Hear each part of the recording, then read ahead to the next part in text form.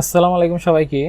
বাংলাদেশের করবিধি বা taxation in Bangladesh এই বইয়ের কৃষি খাতে আয় নির্ণয় এটা নিয়ে আমরা অলরেডি একটা ক্লাস করেছি। আজকের দ্বিতীয় ক্লাসে সবাইকে স্বাগতম।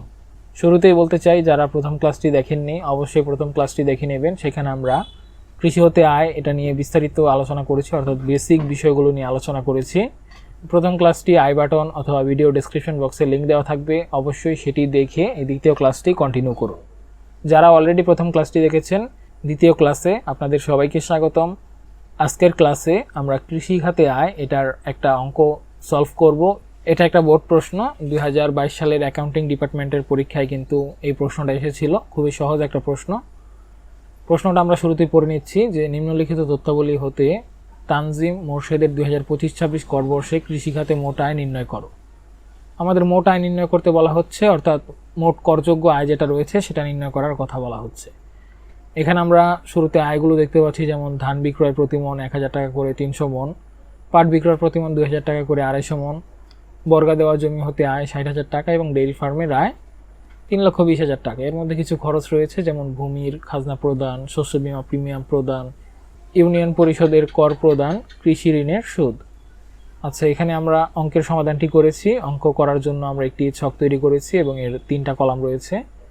প্রথম কলামে আমরা আয়ের খাত বিবরণ এবং 2টা কলাম রেখেছি টাকার জন্য।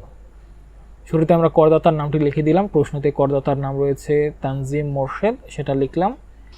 প্রশ্নে আমাদের করবর্ষটি উল্লেখ করাই আছে। প্রশ্নে যদি করবর্ষ উল্লেখ করা নাও থাকে, সেক্ষেত্রে আমরা সর্বশেষ যেই করবর্ষটা চলমান রয়েছে সেই করবর্ষটা দেব।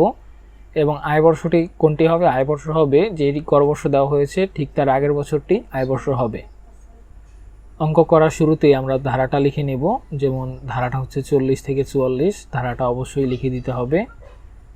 তারপর আমরা এখানে আয়গুলো লিখব। যেমন 1 নম্বরে আমরা ফসল বিক্রয়ের আয়টা লিখছি। যেমন ধান বিক্রয় করা হয়েছে 1000 টাকা করে 300 মন, অর্থাৎ 3 লক্ষ টাকার ধান বিক্রয় করা হয়েছে।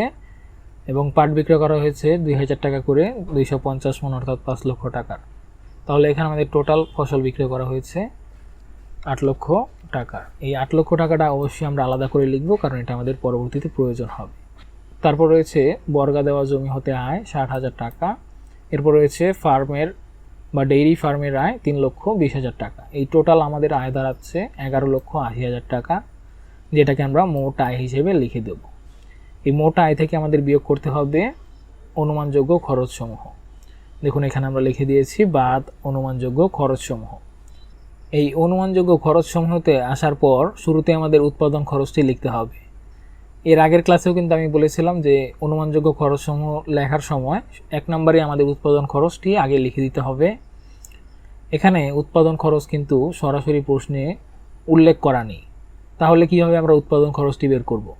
প্রশ্নে যদি সরাসরি উৎপাদন খরচ উল্লেখ করা না থাকে বা করদাতা যিনি রয়েছেন তিনি যদি উৎপাদন খরচসমূহের সঠিক হিসাব না রাখেন, সেক্ষেত্রে আমরা কি করব? সেক্ষেত্রে আমরা মোট কত টাকার ফসল বিক্রি করেছি? 8 লক্ষ টাকার ফসল বিক্রি করেছি এবং এর উপর 60% আমরা উৎপাদন খরচ হিসেবে ধরে নেব। এখানে আমরা 8 লক্ষ টাকার ফসল বিক্রি করেছি এবং এর 60% হচ্ছে 4,80,000 টাকা। এটাই হবে আমাদের উৎপাদন খরচ। তারপর এখানে অন্যান্য খরচগুলো রয়েছে, যেমন ভূমির খাজনা প্রদান 18,000 টাকা, শস্য বীমার প্রিমিয়াম প্রদান 17,500 টাকা, ইউনিয়ন পরিষদের কর প্রদান 10,500 টাকা এবং কৃষি ঋণের সুদ 15,000 টাকা। এখানে আমাদের টোটাল খরচের পরিমাণ দাঁড়াচ্ছে 5,41,000 টাকা। মোট আয় যেটা আমাদের রয়েছে 11,80,000 টাকা। এখান থেকে আমরা 5,41,000 টাকা মাইনাস করব। এটা মাইনাস করার পর যেটা থাকবে সেটা হচ্ছে আমাদের কৃষিখাতে নিট আয়। এটা কত?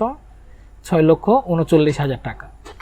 তাহলে কৃষিখাতে আমাদের নিট আয় দাঁড়াচ্ছে 6,39,000 টাকা। এখান থেকে আমাদের বিয়োগ করতে হবে অকরধার্য সীমা। কৃষিখাতের আয়ের অঙ্ক করার ক্ষেত্রে অঙ্কের মধ্যে যদি কৃষি খাত বাদে অন্য কোনো খাতের আয় উল্লেখ করা না থাকে, অর্থাৎ অঙ্কের মধ্যে যদি শুধুমাত্র কৃষি হতে প্রাপ্ত আয়গুলো থাকে, সেক্ষেত্রে 5 লক্ষ টাকা পর্যন্ত কিন্তু অকরধার্য হবে, অর্থাৎ 5 লক্ষ টাকা পর্যন্ত এটা করমুক্ত থাকবে।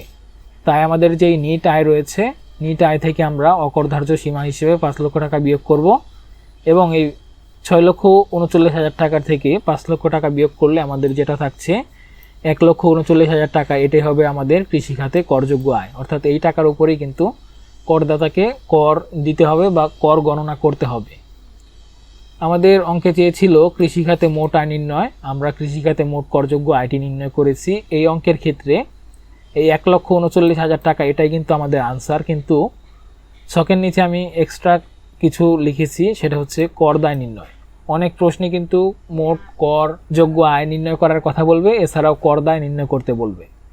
এখানে আমি লিখে দিয়েছি করযোগ্য আয় 3,50,000 টাকার কম হয় জনাব তানজিম মোরশেদের 2025-26 কর বর্ষে কোনো কর দায় নেই।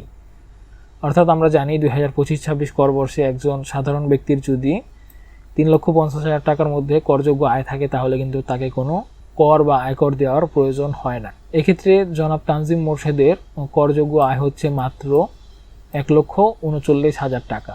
এক্ষেত্রে তাকে কোনো প্রকার কর দিতে হচ্ছে না, তাই তার কোনো কর দায় নেই। এবং এখানে আমি দুইটা টিকা লিখে দিয়েছি, যেমন উৎপাদন খরচের পরিমাণ দেওয়া না থাকায় ধান পাট বিক্রয় মূল্যের উপর 60% অনুমোদিত উৎপাদন খরচ, যেটা আমরা এখানে ফসল বিক্রয় অর্থাৎ ধান ও পাট রয়েছে, দুইটা ফসল রয়েছে এই অঙ্কে, এবং এটার উপর আমরা 60% ধরেছিলাম, এটা আমরা টিকা হিসেবে লিখেছি। এবং আরেকটা টিকা দিয়েছি, করদাতার কৃষি আয় আর্থিক পরিসম্পদ হতে আয় ব্যতীত অন্য কোনো খাতে আয় নেই বিধায় 5 লক্ষ টাকা পর্যন্ত অকর ধার্য করা হয়েছে। যেহেতু এখানে কৃষির আয় বাদে অন্য কোনো আয় নেই, তাই আমরা এখানে 5 লক্ষ টাকা অকর ধার্য বা করমুক্ত করে দিয়েছি। সো এই ছিল আজকের ম্যাথ। পরবর্তী ক্লাসে এই কৃষি খাতে আয়ের আমরা আরও কিছু অঙ্কের সমাধান করব, এবং বোর্ড পরীক্ষাগুলোতে কিন্তু এই প্যাটার্নের প্রশ্নগুলোই আসে। আপনারা কিন্তু সহজেই 4টা নাম্বার এখান থেকে পেয়ে যেতে পারেন। আশা করি ক্লাসটি আপনাদের উপকারে আসবে। ক্লাসটি উপকারে আসলে অবশ্যই আমাদের ফেসবুক পেজ ফলো করবেন এবং আমাদের চ্যানেলটিকে সাবস্ক্রাইব করে দেবেন। ধন্যবাদ সবাইকে। দেখা হচ্ছে পরবর্তী ক্লাসে।